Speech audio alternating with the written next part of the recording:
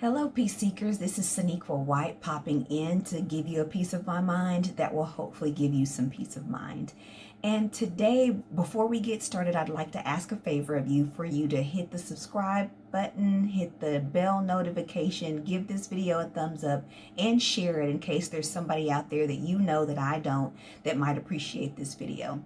But today we're going to talk about parenting and partnering the called. And what I mean by that is if you have somebody in your life who is gifted, who has a gifting, a calling, if you're a parent and you can see this from a young age, this is going to change your life and the way you do things significantly. Especially if you only have one of these children who seems to stand out from the rest. If you have a family full of them, that's a whole other topic. But also, if you are a partner to someone who has this gifting calling, who has a public platform, who is in the spotlight, how are you married to this person or dating this person or partnering in whatever way that you partner with this person? That's kind of what we want to talk about today. And those two things can be very difficult if you don't have the right state of mind. So let's start off with parenting the called. So if you have a gifted child, sometimes that child looks very, very different from your other children. You might want to call them strange or weird or just different. You don't know where this child has come from. You don't really know what to do with them. But as a parent, what I want to encourage you to do is find out. Don't let the child just flounder or be different or be ridiculed or be picked on or whatever the case may be, or left behind or pushed aside because of their differences, because there's usually a gifting in that may not have been seen yet or figured out yet. So I want you to consider, if you have a child who just seems a little bit different to you, do some research, find out, ask the child, what do they like, or observe, what do they like to do? What do they get into doing? And if you will watch long enough, you will likely see the gifting emerge or become present to you. And I would encourage you to cultivate the gift. If that child needs piano lessons or an elite coach or whatever the things may be that child needs, make sure that you have or give them the opportunity to have that. You may have to find a program that doesn't cost you anything, or you may have the finances and the resources to get other things done. But what I'm asking is not to let that child flounder and not understand themselves and to feel only different or strange or like the black sheep of the family. Do not allow that to happen to this gifted child. Also, parents, if you have a gifted child, you have to be careful in taking care of yourself, because the life of a gifted child means that the parent has to do a lot of things that you may not be doing for anybody else, or you might still have a job, you might still have all these other things that you have to get done in life, and you also have this gifted child who needs special things and special attention and equipment and whatever that they need. So make sure that you are making time to take care of yourself as well, because it can be daunting, it can be a lot, it can be overwhelming.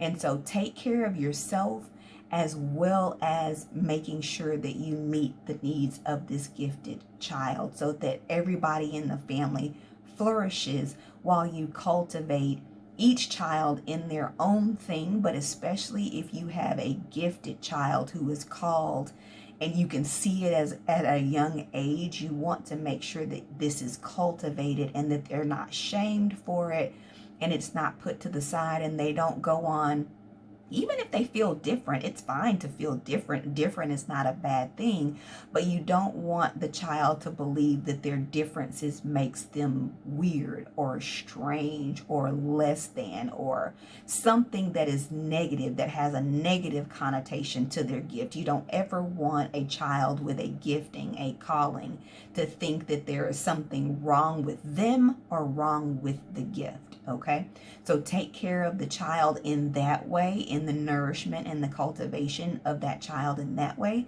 as well as taking care of yourself, because you're probably running all over the place if you have more than one child anyway, or a family or a job or whatever, what have you. But this gifted child will need special things and special attention. And it's not that this is your favorite child and that the other kids aren't, worth all of this other stuff for. However, this gifted child is going to need different things and different types of attention and resources and so on and so forth. So make sure that you are cultivating this child and this gift or these gifts, but that you are also nourishing and replenishing and getting your self-care in so that you are not worn out by this gifted child and the things that they will need to do. Now, moving on to partnering, if you are married to or dating or in a relationship with someone who has a gifting or a calling or a platform or who's in the spotlight, you definitely have to have the mindset of where you want to be. What role are you going to play in your partner's life? Are you going to be in the spotlight with them? Are you going to stay behind the scenes and stay out of the spotlight? Are you going to travel? Are you going to make a home in a stationary place where they come back to? You have to kind of have in your mind what you want your life to be like, because if you don't, you run the risk of losing yourself within your partner because they have this special gifting or calling. And you have to be much like the parent in a way, and not meaning parenting your partner, but cultivating, nourishing their gifts and praising them. And also, you have to be one of the people who is not necessarily a fan, so to speak, where the person when the gift is not in operation. They are not on the platform. The spotlight is not on, because you are a place of rest for your partner. And this is conversation that has to go on maybe before you really get serious, and especially before you marry this person, is what is your life as the partner of the called going to look like? What do you have to be able to weigh in. You cannot let the called person dictate everything that goes on in the relationship. The relationship still has to be a two-way thing, and you have to weigh in. Maybe you come to some decisions and some compromises on a lot of things. Maybe there are times when you have to concede and say, okay, we need to do this way for your gifting, your calling, your career, your platform, your spotlight, whatever. There may be some times you make concessions, but what I will say is, do not mistake compromise for concession. Concession means you gave in, you let that person take over, you gave up. And that doesn't necessarily have to be a bad thing, but it will become that if that is all you're ever doing, if everything is a concession, if everything always goes someone else's way, you will build resentment, guaranteed. Okay, so compromise is where you're able to kind of hash things through, and you see a piece of what you're looking for and they see a piece of what they're looking for as well. Nobody might get all of their way on either side when there's a compromise, but you can at least agree that you're happy with what the decision that you came up with. Only concede if there is no possible outcome in a compromise. If there's no way to compromise, then somebody has to concede. And typically in this type of situation, it's going to be the partner of the called who concedes, because the called person has the platform or has the whatever that they either have to or have decided that they have to go forward and do.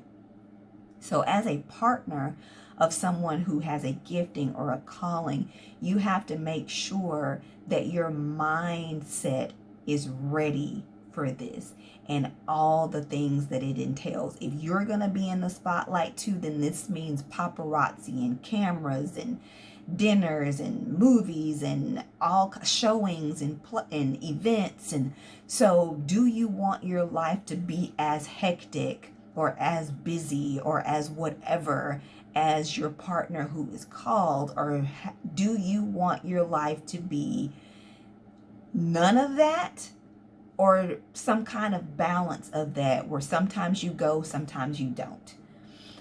That is something that needs to be talked about in the relationship and in the beginning, especially if the person you has already gotten to their spotlight, but when you met them.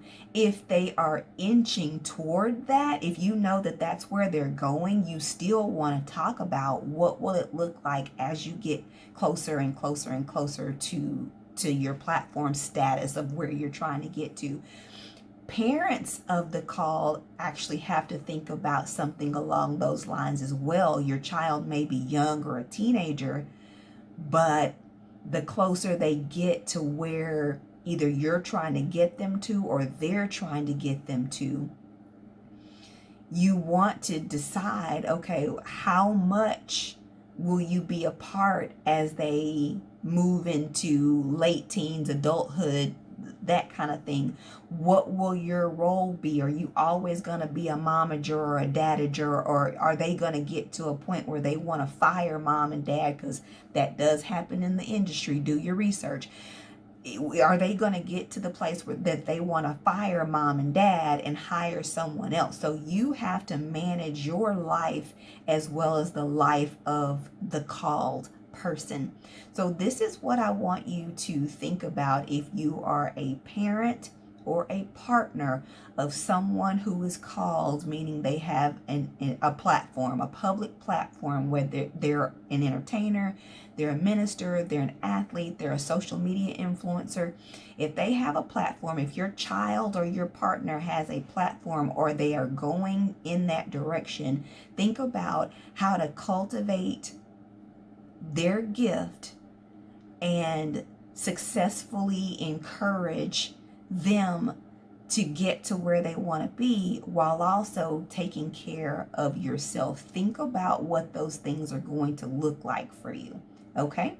If this video has been helpful, remember to subscribe, give it a thumbs up, hit the notification bell. If you'd like to comment, I'd definitely love to hear from you. I'll be back soon, but until then, be proactive about your mental health. Be well, and God bless.